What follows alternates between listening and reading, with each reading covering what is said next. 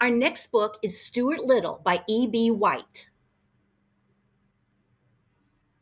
And it's got some amazing pictures that were drawn by a man named Garth Williams. Let me show you some pictures at the beginning.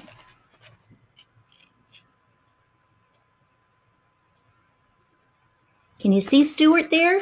He's very tiny.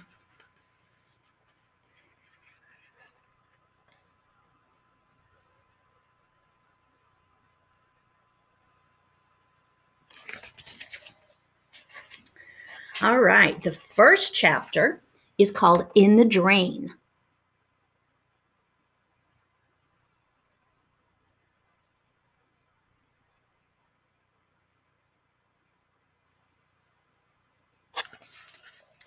When Mrs. Frederick C. Little's second son arrived, everybody noticed he was not much bigger than a mouse. The truth of the matter was, the baby looked very much like a mouse in every way.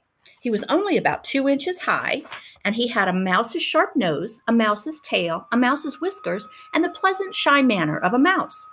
Before he was many days old, he was not only looking like a mouse, but acting like one too, wearing a gray hat and carrying a small cane.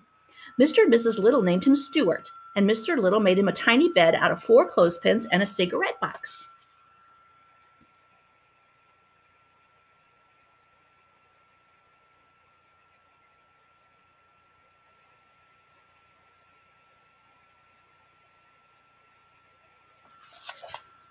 Unlike most babies, Stuart could walk as soon as he was born. When he was a week old, he could climb lamps by shimmying up the cord. Mrs. Little saw right away that the infant clothes she had provided were unsuitable, and she set to work and made him a fine little blue worsted suit with patch pockets in which he could keep his handkerchief, his money, and his keys. Every morning, before Stuart dressed, Mrs. Little went into his room and weighed him on a small scale which was really meant for weighing letters.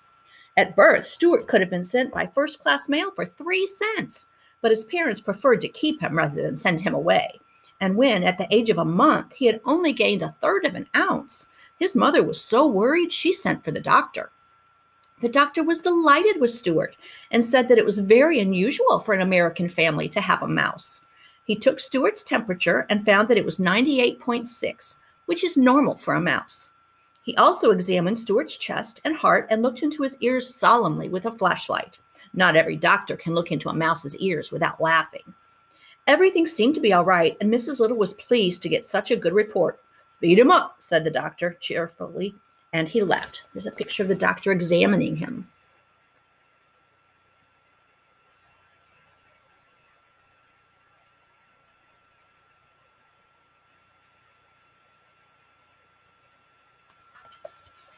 The home of the Little family was a pleasant place near a park in New York City. In the mornings, the sun streamed in through the east windows, and all the Littles were up early as a general rule.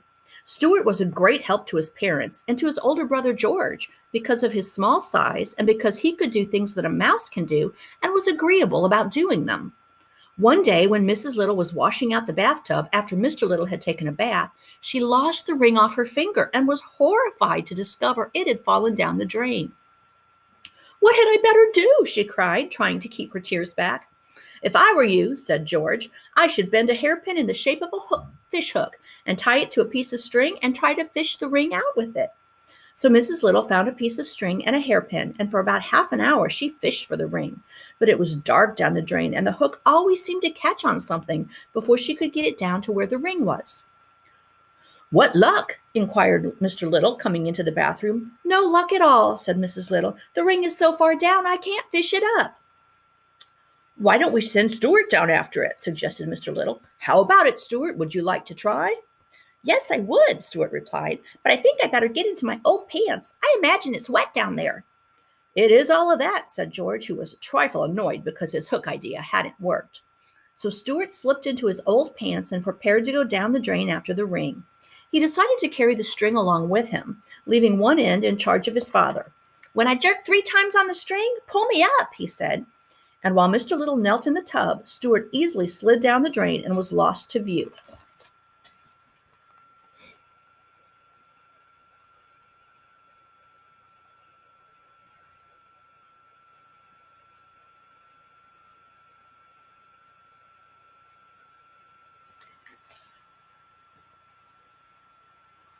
In a minute or so, there came 3 quick jerks on the string, and Mr. Little carefully hauled him up.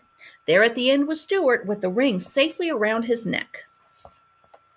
"Oh, my brave little son," said Mrs. Little proudly, and she kissed Stuart and thanked him. "How was it down there?" asked Mr. Little, who was always curious to know about places he hadn't been. "It was all right," said Stuart.